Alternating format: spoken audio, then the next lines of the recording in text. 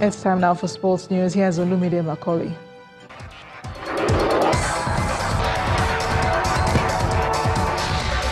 Thank you, Amarachi. Hello and welcome to Sports News. The Nigeria Football Federation has released the fixtures for the semi-finals of the 2018 ITO Cup.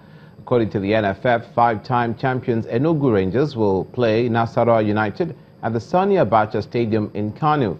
Katsina United will face the winner between AIBA and Kano Pillars at the Agege Stadium in Lagos. For the women, River Angels will play Bayelsa Queens in Enugu, while Ibom Angels will square up against Enugu Queens in Nnewi. All games are scheduled to hold on Wednesday, October the 10th.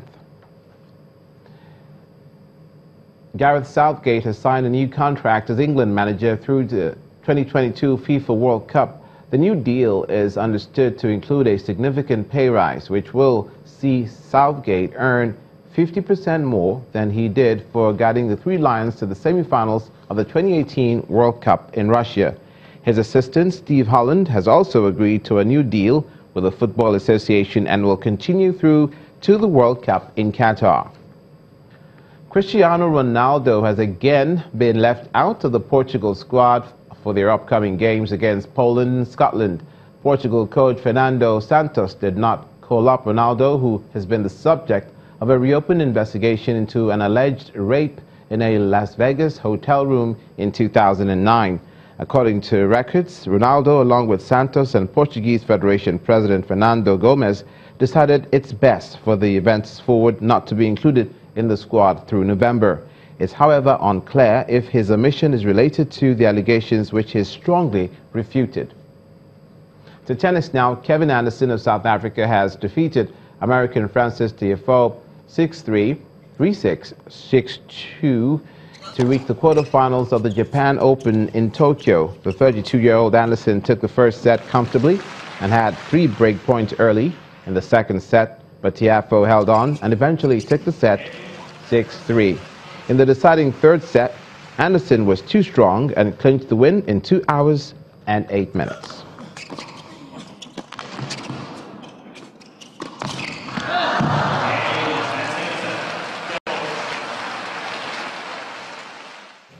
Meanwhile, Nick Kyrgios's 2.5-year reign as Australian #1 will come to an end next week. A second-round 7-6, 7-6 loss to Richard Gasquet at the Japan Open has effectively sealed his fate, with the 23-year-old slated to drop from number 27 to 37 in the world. There were no breaks of serve, with his opponent winning both breaks. The Frenchman sealed his victory with an ace to set up a quarterfinal clash with Kevin Anderson.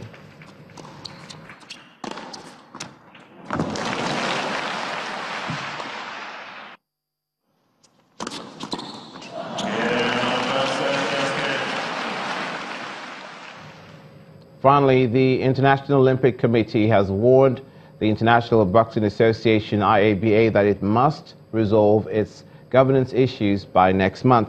The IOC listed finance, corporate governance, and anti-doping measures as key issues that IABA must sort out or risk missing out of the 2020 Tokyo Olympics and losing its recognition.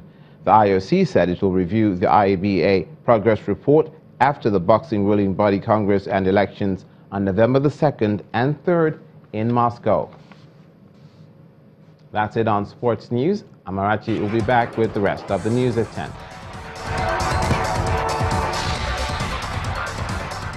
Thanks to Lumine, Western countries have accused Russian spies of perpetrating a series of cyber plots across the globe, leading to the U.S. leveling charges against 7 of the agents. The allegations are part of an organized pushback against alleged Russian cyber attacks around the world.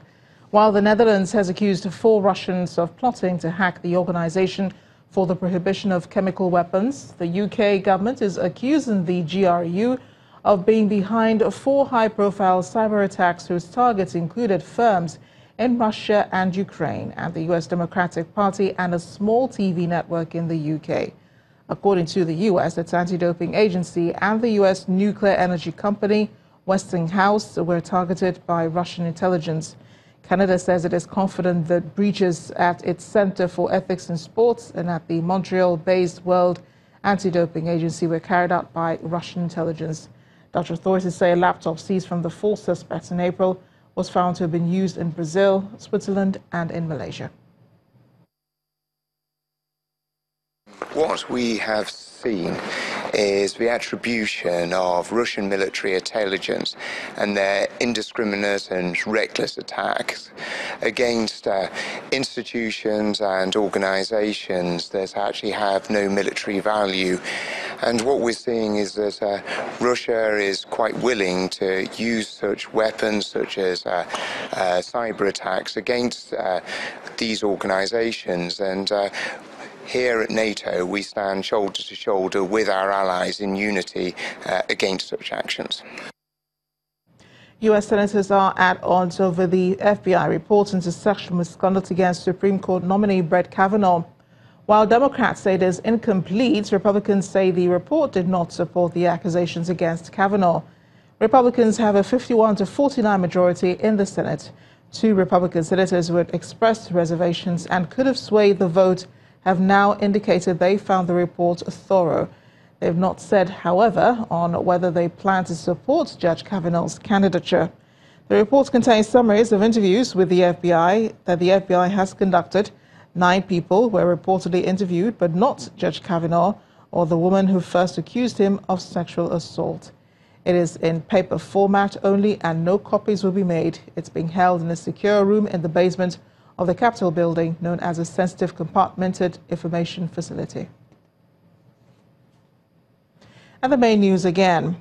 President Muhammadu Buhari today met with some governors of the All Progressives Congress over controversial party primaries in some states. Chairman of the APC Governors Forum and Governor of Imo State, Rochas Okorocha, told newsmen that the meeting bordered on the crisis affecting the party's primaries and how to find a lasting solution. Also today, the People's Democratic Party held its governorship primaries in Lagos State with the party's 2015 flag bearer, Jimmy Agbaje, facing another top shot of the party, Adedeji Doherty. We also brought reports that some Western countries, including the United Kingdom, have accused Russia's military intelligence service of being behind 4 high-profile cyber attacks in the UK. That is the news at 10 tonight. Thank you for watching. I am Amarachi Ubani. Good night.